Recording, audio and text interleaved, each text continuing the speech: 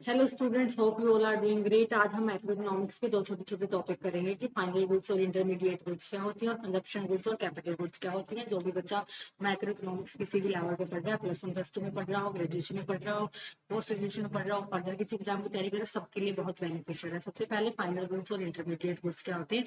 Final goods जो final होती है, इंटरमीडिएट जो फाइनल नहीं होते, इस तरह की जो बीच की होती है, आप उनको डिटेल में हम देखते हैं। सबसे पहले आपका फाइनल गुड का क्या मतलब है। फाइनल गुड्स होती हैं, इनको यूज करा जाएगा इधर फॉर कंजप्शन और इन्वेस्टमेंट की। अब ये फाइनल है, या तो इनको आप कंज्यूम कर लें या इनको फर्दर इन्वेस्ट कर दे, दो ही काम इनसे हो सकते हैं। बीच ऐसा नहीं है कि इसमें फर्दर और प्रोसेस करके कुछ नई चीज बन जाएगी। तो फाइनल गुड्स फाइनल ही होती है। इंटरमीडिएट गुड्स वो होती हैं, वो आपकी प्रोडक्शन प्रोसेस में ही रहती हैं। देखिए, these goods are used either for reselling का हो सकता है, या फिर इनमें और भी फर्दर प्रोडक्शन फर्दर प्रोसेस होके इसकी कोई और अच्छा एक फिनिश्ड गुड कोई तैयार करा जा सकता है, तो वो आपकी इंटरमीडिएट गुड्स होती हैं।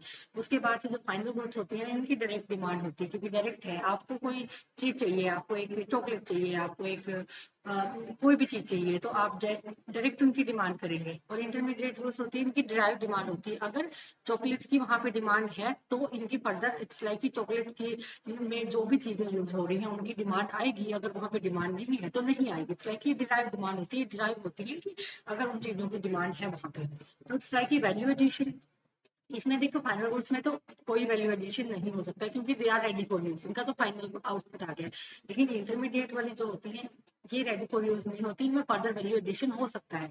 अब प्रोडक्शन बाउंड्री, जो फाइनल गुड्स होती है ना, ये तो आपकी प्रोडक्शन बाउंड्री क्रॉस कर चुकी होती है, क्योंकि अब इसमें प्रोडक्शन की कोई गुंजाइश नहीं होती। अब इस चीज को या तो कंज्यूम करा जाएगा या फर्दर इसको इन्वेस्ट करा जाएगा। लेकिन जो आपकी इंटरमीडिएट होती है, प्रोडक्शन बाउंड्री के अंदर ही होती है। अब देखिए एग्जाम्पल क्या है। आप कोई वेजिटेबल खरीदी है किसी फैमिली ने, कोई भी सब्जियां आप लेते हैं, आपने खरीदी है किसी भी फैमिली ने अपने सेल्फ कंजप्शन के लिए। अब वो फाइनल गुड है कि अब हमारी रसोई में वो पक जाएगी, इसलिए कि ऐसा नहीं कि मैं भी फर्दर उसको बेच दूंगी या फिर हम उसको आगे आगे बेचते जाएंगे। तो वो हमारे लिए वो फाइनल गुड होगी, जो हमने उसका फाइनल कंजप्शन हुआ है या फिर फर्दर उसका इन्वेस्टमेंट होता।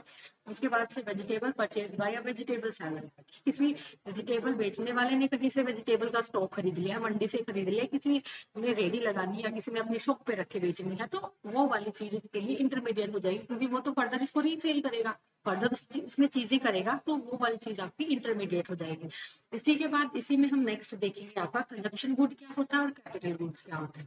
कंजप्शन गुड और कैपिटल, कंजप्शन और कैपिटल गुड्स आपके दोनों ही फाइनल फाइनल जो होता है उससे निकलते हैं। क्या नाम है, अभी जो फाइनल इंटरमीडिएट देखे आपने, उन्हीं में फाइनल जो गुड्स है उससे निकलते हैं। कंजप्शन गुड होती है, आपकी कैपिटल गुड होती है।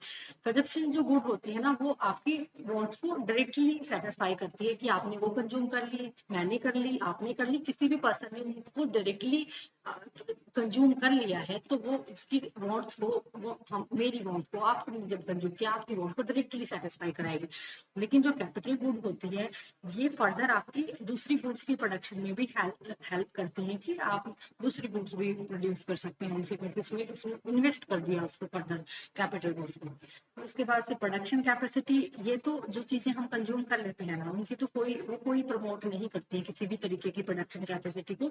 लेकिन जो कैपिटल गुड्स होते हैं उनमें फर्दर इन्वेस्टमेंट हुई है, कि इन्वेस्टर ने पैसा डाला है ताकि वो फर्दर कुछ उसने बेनिफिट अपने के लिए चीजें, उस प्रॉफिट कमाने के लिए कुछ चीजें करने के लिए, तो ये आपकी जो होती है कैपिटल गुड्स, वो आपको प्रमोट करती है रेजिंग द प्रोडक्शन कैपेसिटी।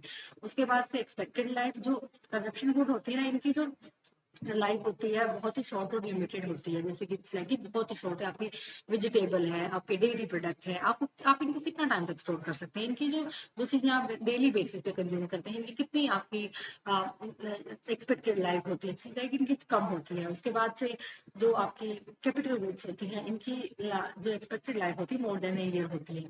तो अब इट्स लाइक की जो फाइनल गुड ही है, वो कंजप्शन बनेगी या कैपिटल बनेगी, वो उसके टाइप से डिपेंड करेगा कि वो कितने टाइम तक आपके पास रह रही है। जैसे कार किसी फैमिली ने परचेज करी है सेल्फ कंजप्शन के लिए, जैसे आप मैं अपने घर के लिए कार ले रही हूँ, या फिर आप अपने घर के लिए कार ले रहे हैं, तो आप अपने ही घर के लिए ले रहे हैं, तो वो आपकी कंजप्शन गुड आ जाएगी। अब आप कार परचेज कर रहे हो कि आपने उसको ड्राइविंग पे डाल दी है, आपने उसको किराए पे डाल दी है, कि आप लोगों को सर्विस देंगे कि हमारी ये वाली कार जी अवेलेबल है किराए पे जाने के लिए, कहीं और जाने के लिए। इस तरीके से हम उसको, कोई टैक्सी ड्राइवर अगर उस कार को परचेज कर लेगा तो वो उसके लिए कैपिटल हो जाएगी, क्योंकि उसने तो फर्दर उससे और ज्यादा पैसे कमाने, और चीजें करनी है, उसने कोई अपनी डायरेक्ट वो वाली वॉन्ट्स को नहीं सेटिस्फाई करानी है ना। इस तरीके से तो आपका फर्क हो जाएगा कैपिटल गुड्स और आपका कंज्यूमर गुड्स में।